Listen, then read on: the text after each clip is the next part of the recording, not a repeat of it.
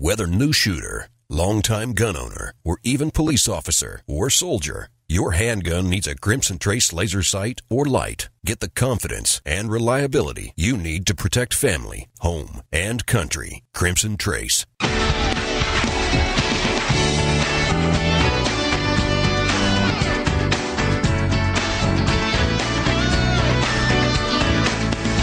Broadcasting on almost 200 great radio stations across the greatest country on the planet. Welcome back to Gun Talk, the #1 national voice in defense of your Second Amendment rights. What do you think? 800-825-5486 or 1-TOM-TALK-GUN. Now, here's Tom Gresham. All right, welcome, Boston. Glad that, hope you're digging out. Yeah, Gun Talk now in Boston and in Chicago and in Dallas and in San Antonio and all over the country. And, of course, if you happen to miss it, you can always pick it up as a podcast. We put it out there for you. It's kind of a safety net. If you happen to miss it on your local station, you can pick it up in a lot of different ways. You can go to guntalk.com. You can find the links there. Oh, speaking of local stations, remember what your mother used to say? Always say thank you? Well, say thank you to the great stations that carry Gun Talk. Let them know that you appreciate it.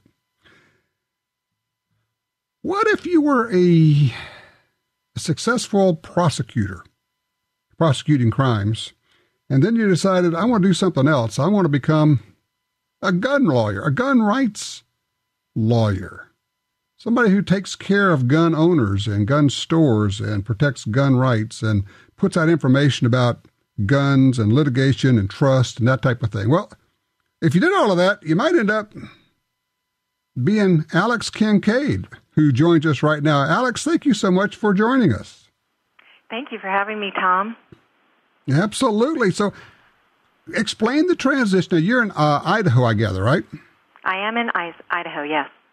Okay, so you practice in Idaho. You're a law firm in Idaho and Oregon. What's the transition from being a prosecutor to doing what you do now? And give us an example of the kind of work you're doing. Well, it's really interesting because I have a long history with firearms. And when I went into private practice, I sort of had this general idea that my goal was to keep people out of court. Court isn't where you should be. There's a lot you can do to prevent being there. But people knew me in my community as a gun owner and a Second Amendment advocate, and they started coming to me for those reasons. And so the transition was pretty easy. I decided to focus on that area of the law. Fascinating. So give us an idea of the kind of help that you give to clients. What do you do? Well, I represent individual gun owners. It might be because one of my clients has been involved in a shooting. I have a special program through my office where it's like a membership program, and my clients can call me 24 hours a day. They know that I will be there by their side. I have had those phone calls. I'll get home after work, the phone rings, and I've had the call where my client says, Alex, I've been involved in a shooting, and I'm there, and I help them, and I make sure they don't go to jail. The other part of my practice focuses more on the civil issues that come up both for my individual clients and for gun-related businesses. I represent a lot of FFLs. I help them navigate not only how to structure a business so that they are personally protected, but then help them with all of the extra rules that they have to comply with per ATF and the federal government. It's a real minefield of regulations out there. Well, it is, and I get the question a lot, like it seems like they're trying to get us, and I have spoken with numerous, well, you know, and the reality is there are so many laws that pertain to firearms, whether it's simply carrying them or transferring them or running a gun business. Most people don't even know what they are anymore, and a big part of my practice is simply helping to educate my clients and the gun-owning community about those laws so they don't break them. Well, now that you're doing all of this, are you getting to shoot it all these days? Every day. I wish. Really? Not quite, but I'll tell you what. My husband and I found a house out in the country, and one of our primary reasons for selecting this property was we wanted to be able to shoot from our deck, and we do. And it makes it happen a lot more often. Well, that's pretty sweet. I'm looking at your website. By the way, it's Alex Kincaid, A-L-E-X, Kincaid, K-I-N-C-A-I-D, alexkincaid.com. They got pictures of you with shotguns, handguns, ARs. You seem to be an equal opportunity shooter. I do. I enjoy. I haven't been a huge hunter until more recently. I grew up mainly with firearms because my dad was in law enforcement. We had guns in the house, and guess what? He made sure we were responsible kids, and we learned the rules. So I started shooting when I was 5 years old. But now I enjoy target practice. One of my clients is MGM Targets. You've probably heard of them, and we enjoy hitting steel out here.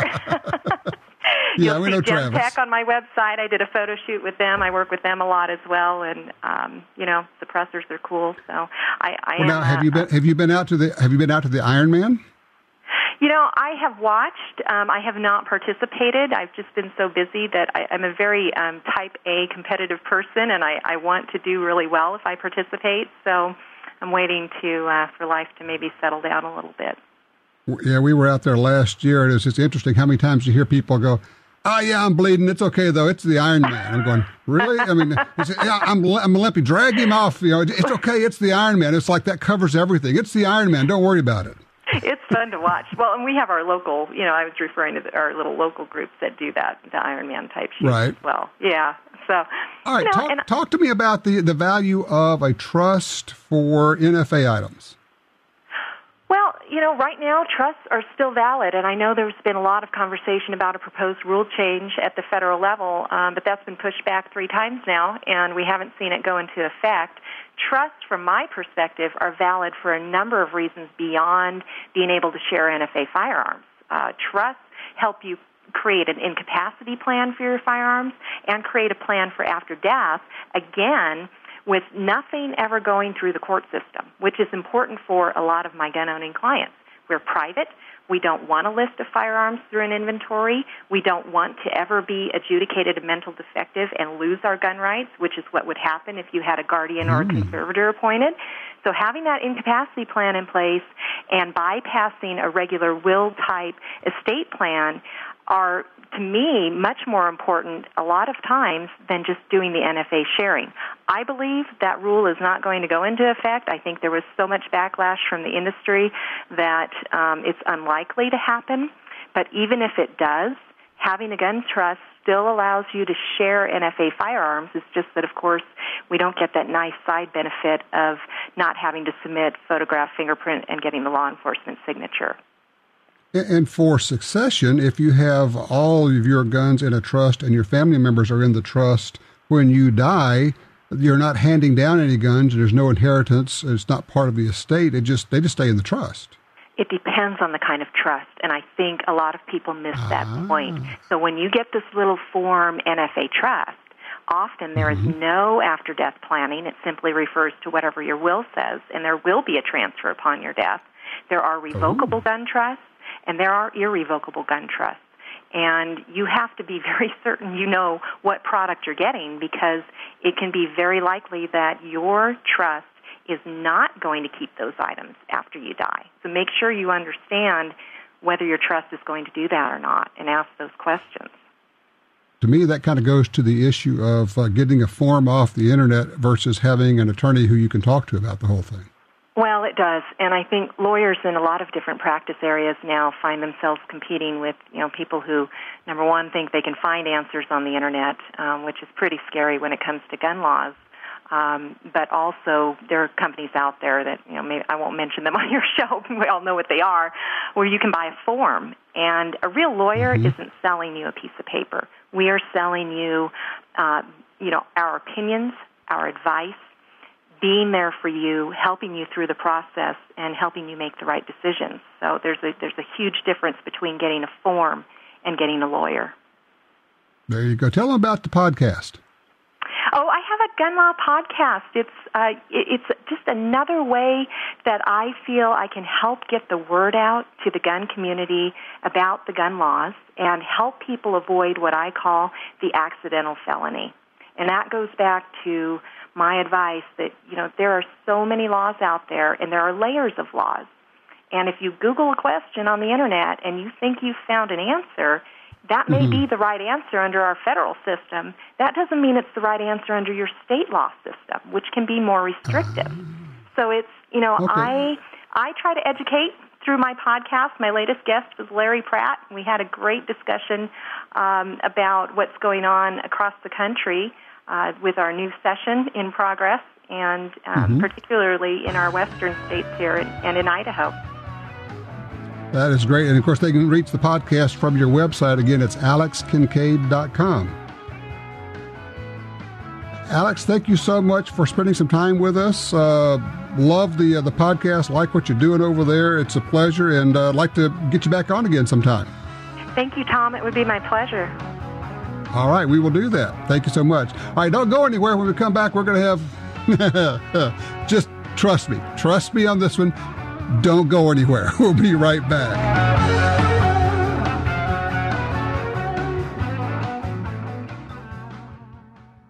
The Ruger American Rifle is a 100% American-made firearm that offers outstanding performance at a great price. Available in standard size and compact models, it features power bedding integral bedding blocks, a Ruger Marksman adjustable trigger, a flush-fit 4-round rotary magazine, and a 3-lug bolt with 70-degree throw. Compact models feature a shorter length of pull and a shorter barrel for a reduction in overall length of more than 5 inches.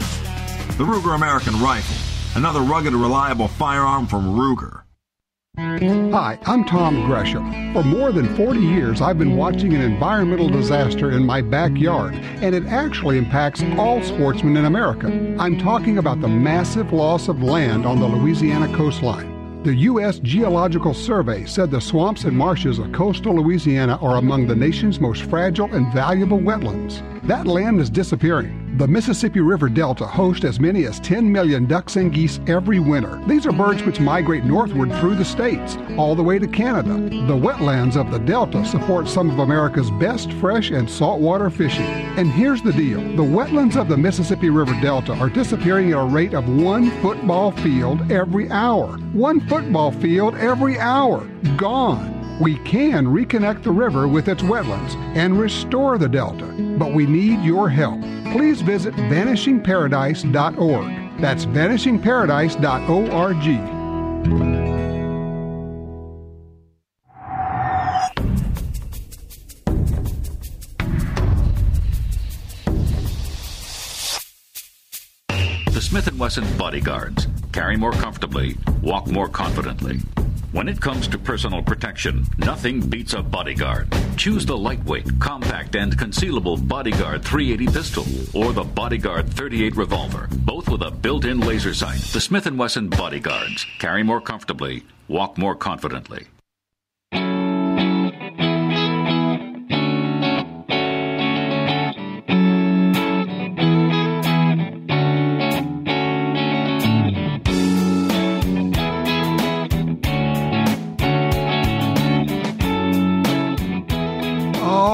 We are back. I told you, don't go anywhere. It's a real simple reason why. We just got a call from one of our good buddies here. He's a gun guy, you might say. Maybe the best-known gun guy in the United States of America. Ted Nugent joins us right now. Ted, what the heck are you doing? Well, greetings, Tom, and a happy almost springtime from the freedom-drenched venison heavens of Texas. We're almost in spring. It's just like you can almost just smell it in the air.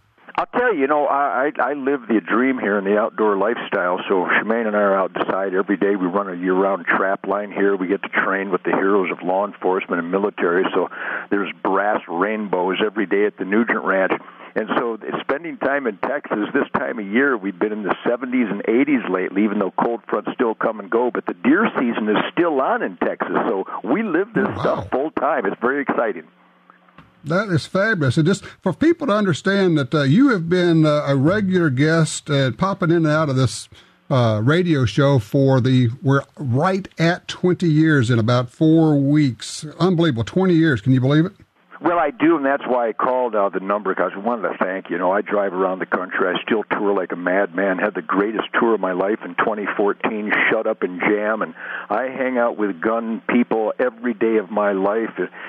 The best of the best, just working hard, playing hard, freedom-loving Americans. And we really salute you, Tom, and thank you for what you do on Gun Talk Television and certainly Gun Talk Radio, because you know your stuff. You represent us accurately without any hesitation, without any any apologies. So I want you to know how much we appreciate an absolutist on our side. You're doing a great job. Well, I appreciate it. Of course, all I do is recycle the good information I get from people like you who are down in the trenches and out there doing it. Let me ask you a quick question. I know we don't have much time, but just your overall view. You tour the country, you talk to people. Do you see, as I do, a slight but definite change in public opinion supporting gun rights in a way that we haven't had, say, in 10 or 20 years?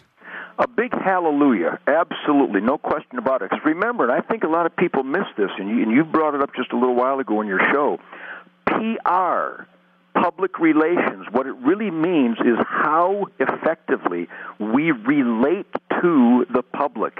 And the pro-self-defense reality, the pro-self-defense self-evident truth is alive and well and growing in this country, whether it's McDonald or Heller or just the fact that every state now has a concealed weapons provision, so we're getting back towards a real Second Amendment. So I got to tell you, these are the good old days for gunning. It really is. When I first got my concealed weapons permit in 1975, it was good in 2 states.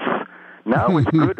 With my law enforcement credentials, I carry, because of House Resolution 218, I carry 24/7, 365 all across North America, except Canada, of course.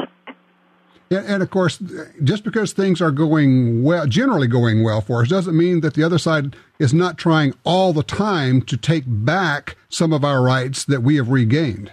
Thank you, Mr. Gresham. Once again, you nail it. Yes, the more progress we make, the more vigilant, the more diligent, the more dedicated we have to be.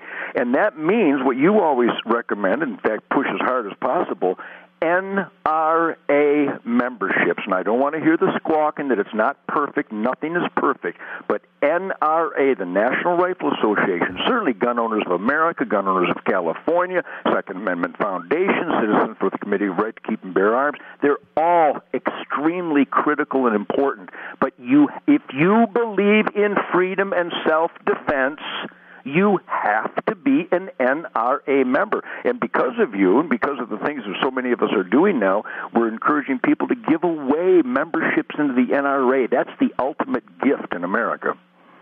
By the way, and I got to get this out because I love the handoff you just gave me. Just had a guy write me and say, well, what if the NRA had a less expensive membership where you didn't get any of the services, you didn't get the magazine? Do you think that would work for them? And I wrote him back. I said, they already do. It's called an associate membership, $10 a year. You don't get the magazine, but you get counted as an NRA member. Yes, that's a great idea. So if you already get the magazine, then buy an associate membership for every member of your family and your dog and your parakeet. I don't care, but just beef up the numbers. You're not allowed to barbecue with me, hunt with me, or play in my band unless you're an NRA member. So I've already made sure that all my associates are the ultimate Americans. But that's so critical, and that's why the G-forces on Nancy Pelosi's face, they increase incrementally based on NRA membership. So I think that's only you would say that. Only Ted Nugent would say that. Well, if you can't have a little sense of humor, then we're on the wrong show, right? I love it. And just to be clear about what you're saying, Ted, is that when Wayne LaPierre or Chris Cox goes into a congressman's office, first thing they ask them is, how's membership? If it's down, then you don't have as much clout. If it's up, they listen to your voice. It really is as simple as that. Case closed. I've been parroting that, and I've been celebrating that on my radio interviews since the 1960s. Literally, I started, hand-to-hand combat in this culture war against freedom, against individual rights, against the right to keep and bear arms. I've been fighting this since the 1960s. I saw it coming before it actually was called the culture war, and that's the truth. Based on the NRA memberships is based on how you can get our Second Amendment back. Because let's be honest, we haven't got a Second Amendment right now because it's already been infringed, even though Wyoming and Vermont and Alaska and Arizona have a constitutional carry. We are already infringed. We've got to get it back, and it's NRA memberships that's going to help us get that back. That's it. We've got all these women coming in to shooting sports, getting their carry permits. The landscape has changed, and all that means is that now it's time to push even harder. Sign up everybody you can. Take every friend you can out to the range. Get them shooting. That's our secret weapon, is that shooting is fun. Ted, I just got to thank you for calling in. I love the fact that you listen to the show, man. This is cool. Absolutely. When I'm not touring and in between my morning and afternoon deer hunts, I like to listen to the radio. I like to listen to talk radio. And Tom Gresham, you got the best damn talk radio show in America. Thank you for that. Thank you, my friend. You take care. Ted Nugent, always love to have you here. We'll do it again when we've got a little bit more time. Although, I got to tell you, Ted gets more into a couple of minutes than anybody I know. And I've had people say, well, what's the deal with Ted Nugent? I say, here's the thing. This guy is more persuasive than any 10 people out there. And yes, I know, it's Ted, but he's got a way of putting things and he understands it. It's kind of like when somebody asked me about Hank Williams Jr. I said, if I were on a game show and they were asking me questions about guns and ballistics and history of guns, I would want Hank Williams Jr. on my side because he's that good. When it comes to gun rights, I want Ted Nugent on my side because this guy knows it, lives it, does it. So it just was cool. He calls in and says, hey, I got to get on the air, man. I said, okay, 20 years. That's so much fun. I can hardly believe, honestly, it's hard for me to believe that it's been 20 years. They say time flies when you're having fun. How do you have more fun than getting to talk with your friends about guns, gun rights, shooting sports, the fun stuff, what's new, what's cool, 10 millimeter versus 9. We're going to settle this whole argument about 9 millimeter versus 45, don't you think? Yeah, I don't think so, but at least it gives us something to talk about. What was the thing I just saw? The guy was posting, he says, my wife bought a gun. She bought a revolver with a pink grip on it. And when she went in to pick it up, then they had one of the SIGs, a little P238 in the rainbow colors. So she bought that. I'm going, that is so cool that women are buying their own guns for them that they like. And we have such a great variety out there for everybody, including the new GT20, our new 10 millimeter. I should have asked Ted about that. Ted's a 10 millimeter guy, big time. All right, 866-TALK-GUN, 866-TALK-GUN, get you in here. I'm Tom Gresham. We're open lines. Call me.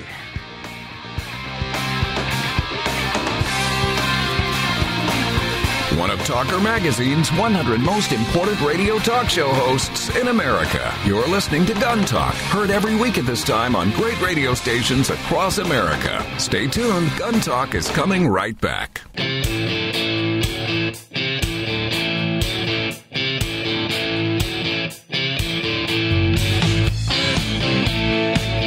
Covering all aspects of gun ownership every week on this fine radio station. You're listening to Gun Talk with Tom Gresham. Hey, just got an email from Tim. He says, I want to follow up on your comments about being a firearms safety fanatic. Often in the summer, I use a pocket holster to carry my firearm. However, when I'm at a restaurant, the muzzle is pointed at whomever is sitting across the table from me, usually my wife or daughter. What are your thoughts on pocket carry? Am I being overly concerned since the firearm is in a holster? The holster completely covers the trigger guard, and I'm careful not to carry anything else in that pocket. All guns are always loaded. Don't point your gun at anything you're not willing to destroy. Rule number 2. Yes, I think it's a problem. Let me throw out another thought. If you're carrying a small gun in the front pocket of your pants, run across your front yard at top speed and try to draw that gun out. Because if you're not running, something's wrong. May I recommend, for consideration, a back pocket holster. That way when you sit down, it's just pointing down. It's not pointing at people. It's why I don't like the shoulder holster setups where the gun is horizontal under your arm. That way it points at everyone behind you as you move around. Yes, but it's in a holster. Yeah, I don't care. Yes, but the trigger guard's covered. I don't care. It's still pointing at people. It's a bad design. It's a bad system. Rule number 2, never point your gun at anything you're not willing to destroy. Enough said. All right. Rick called in a little while ago. Rick, thank you for your patience. He's on line 2 in Houston, Texas. What you looking for here? You helped me last week with my pig hunt for nighttime, and I was wondering if I put the green dot laser on there that you asked for, if it's cloudy, dusty, or raining, will I see a straight line? And two, if I'm using a night scope, will I see a straight line? Well, you may see the line if it's dusty conditions, yes, or it may be in night. You might see the actual line of the laser going out. In clear air, you generally won't see that. You'll only see the dot of the laser. So that's neither here nor there. It works either way. If you're using night vision, that laser is going to be way too bright. If it's a visible spectrum laser, if you're going to use night vision, then you want an infrared laser, an IR laser, and then you'll be able to see it. Nobody else would be able to see it. But a bright green laser, if you're using night vision, could be so bright as to kind of bloom or blow out. So just kind of a food for thought on that one. So I don't know if that helps, but that's kind of where we are with that. But yes, in dust, in rain, you can see the beam of a laser, whereas in clear air, you generally will not see it. Appreciate the call. Want to get up to Steve. He's on line 1 out of Minnesota. Hello, Steve. You're on Gun Talk. Hey, Tom. I just want to say thank you for 20 years of phenomenally wonderful gun conversation that spans so many topics. It's so relaxing. You've done such a great job, and you should be commended by more than just me, the whole community. But one thing I'd like to talk about is the gun rights issues that we're facing.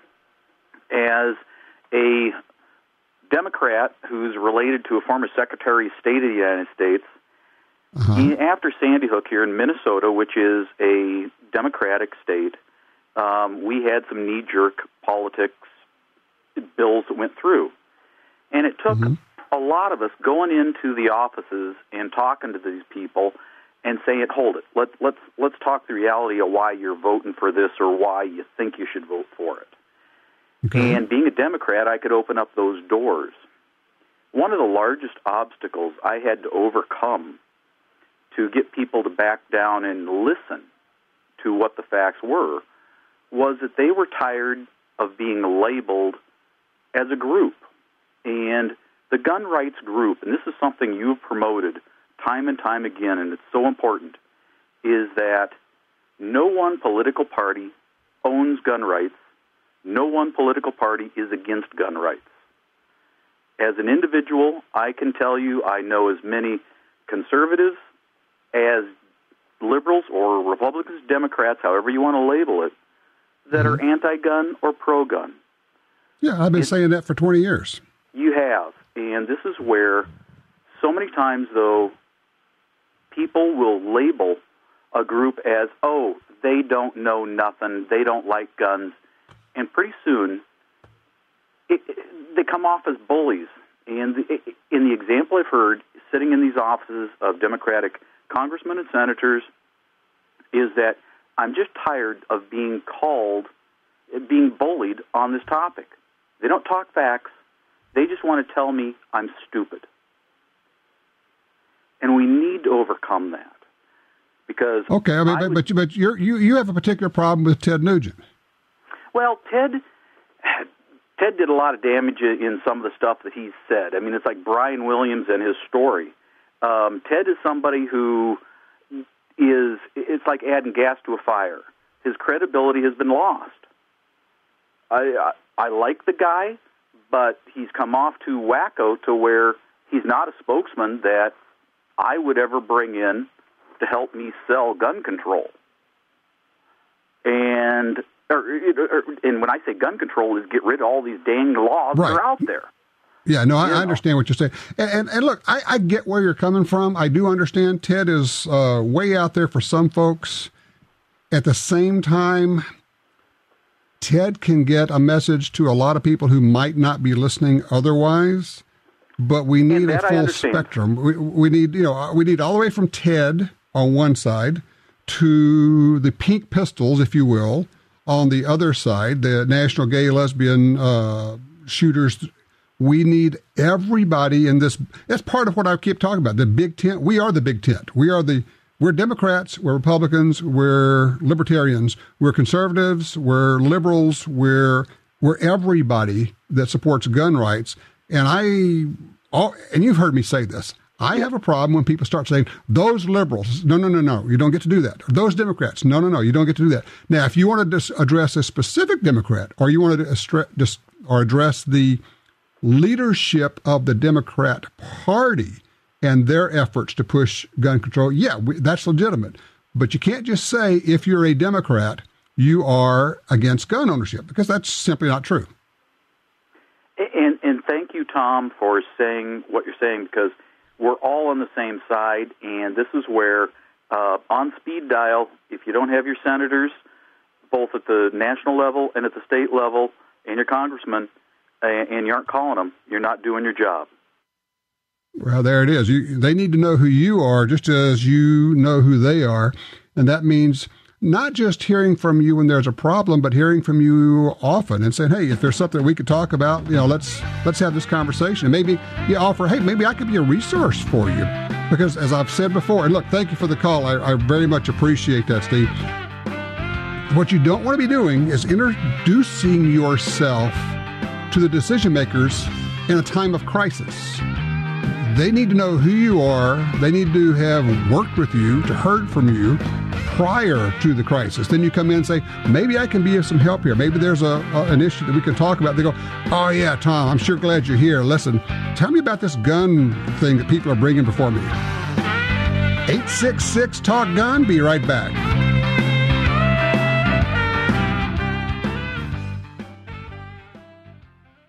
You bet your life on your defense ammo. Get the proven performance of Nosler bullets in the new Nosler Defense Ammunition, featuring the same technology as the famous AccuBond line. Polymer tipper hollow point, bonded performance handgun bullets for weight retention and barrier penetration. Available only in Nosler Defense Ammunition in 9mm, 40, and 45 caliber. Also available in 223 with a 64 grain bullet. Visit Nosler.com.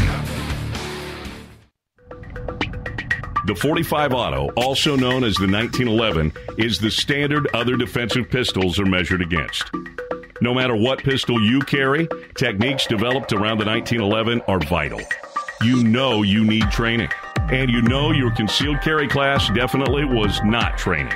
Now Gun Talk presents an exciting DVD, Fighting with the 1911 with Tiger McKee. Tiger's unique training style will have you drawing, moving, shooting, and running your gun better, no matter what style pistol you prefer. At ShopGunTalk.com, you can order our DVDs of Tiger's instruction. ShopGunTalk.com also has a 2-DVD set, including Concealed Carry 1. Get both for the information you know you need. This really is life and death. ShopGunTalk.com has DVDs, books, and other essential gear. ShopGunTalk.com. That's ShopGunTalk.com. Are you looking for a place to shoot? The National Shooting Sports Foundation has a great website called wheretoshoot.org. It's the largest database of shooting ranges on the internet. It's also a great resource for shooters where you can find video tips, printable targets, and a lot more. Find it online at wheretoshoot.org. And while you're there, download their free iPhone app. That's wheretoshoot.org.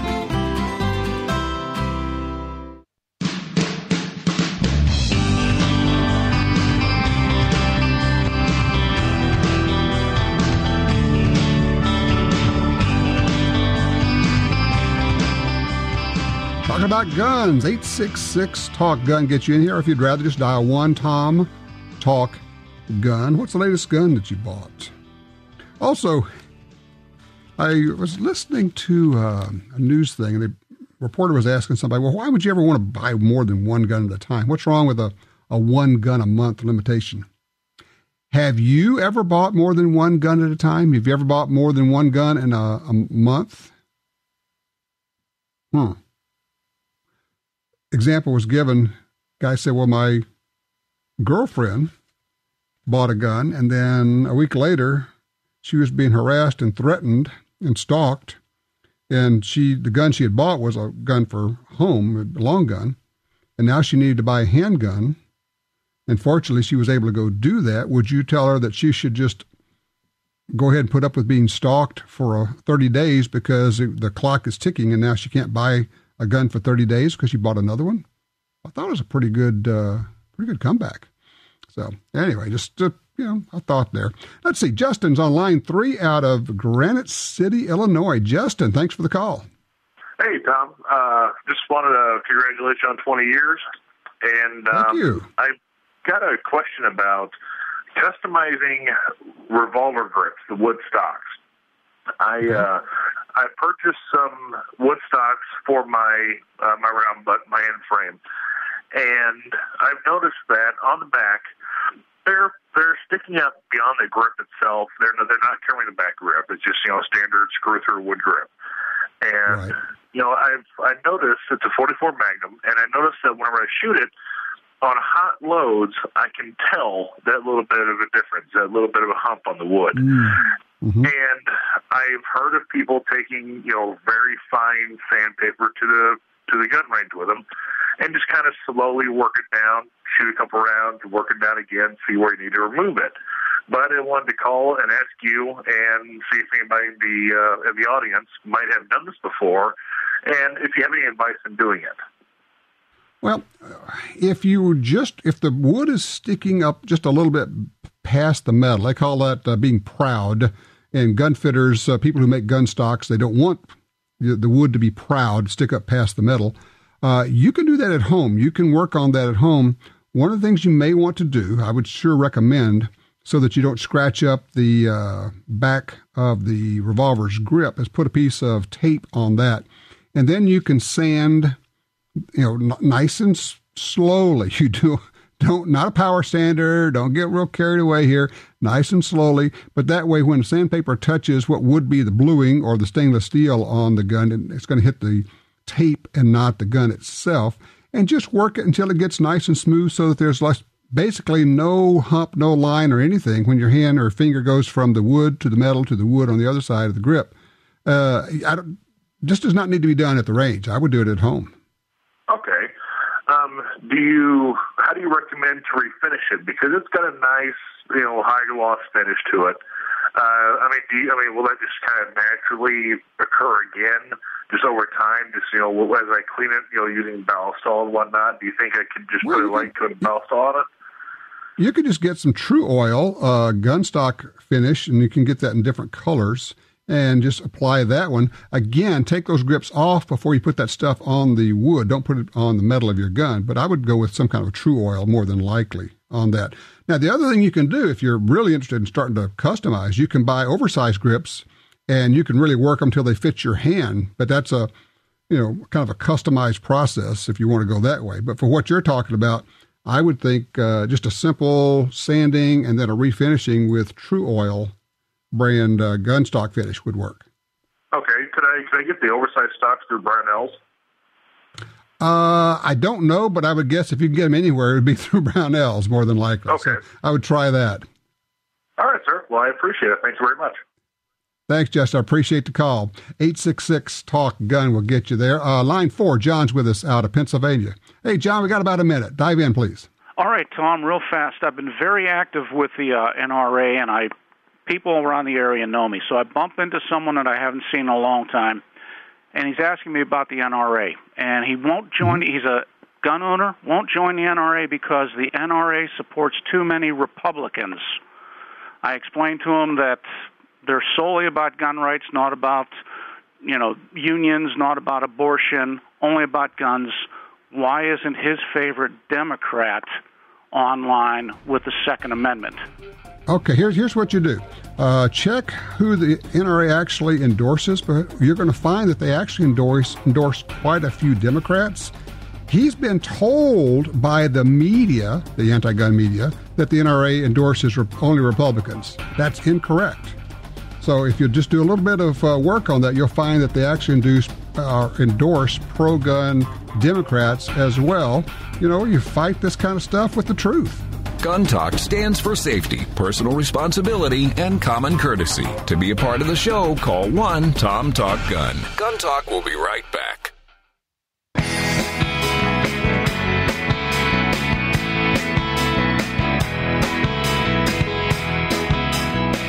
All right, back with you. Going straight to line 2. Kendall's with us out of North Platte, Nebraska. Easy for me to say. Evidently not. Hey, Kendall, how are you? Pretty good. I just got a pretty good deal on a Barrett 50, and now I'm kind of looking a little bit sideways at my range. I live where everything's pretty flat, and my range is set up along a slough, so it's the lowest ground around. And my bench is set up on one edge of the slough, so it's on the high ground, so I shoot down into everything, and then it's a gradual slope for over a half mile of it's either cornfield, bean field, or plowed dirt. Then there's a minimum maintenance dirt road a full mile away from the bench. Then it's nothing but cornfield for another mile to an abandoned farm with good, healthy shelter belt. I've heard the 50s tend to roll, though. Do I need to worry about that a lot, or...? Yes, you need to worry about it a lot. Here's the thing. If you don't know the exact spot where that bullet will stop moving, don't pull the trigger. Yeah. So it really is as simple as that. If you're not shooting into a berm, a backstop, don't pull the trigger, because 50s will really ricochet. They'll skip and start skipping. You go, well, it's only corn, except for the farmer on the tractor. It's only a little lightly used road, except for the school bus or the car full of nuns that goes by. You are responsible for everything that bullet does until it quits moving, period. Simple.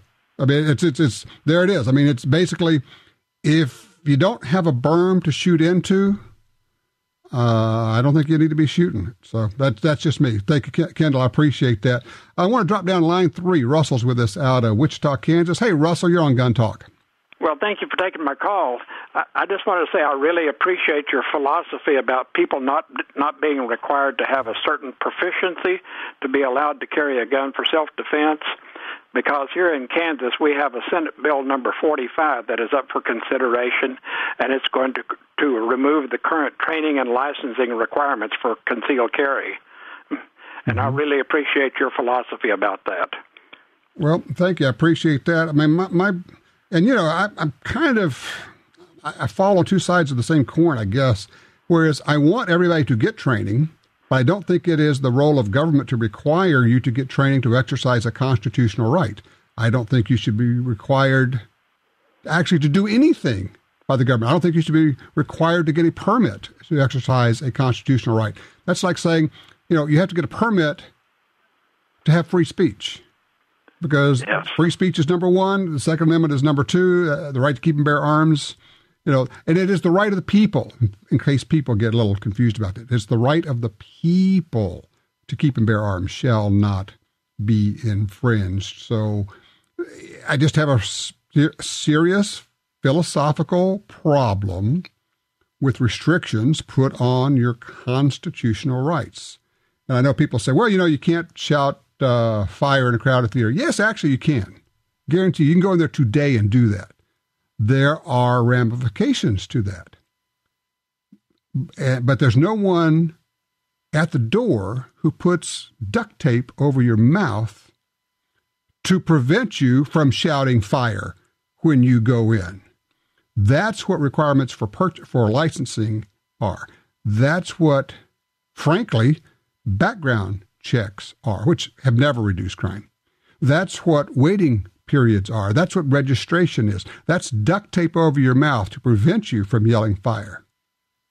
There are many, many, many laws that pertain to the misuse of firearms. So if you have a gun and you misuse it, we have plenty of laws to cover that. Just as we have a law that says if you yell fire in a crowded theater and there's not a fire, there are ramifications to that. But they don't prevent you from doing it. They punish you for misusing it or for acting badly. That's the approach. That's the model that we should be looking at throughout. But I appreciate the call. Yeah, be responsible, get the training, but I don't think it's the government's role to require it. All righty, don't go far. Gun Talk will be right back. No black helicopters here, just the facts about gun rights and gun ownership. This is Gun Talk.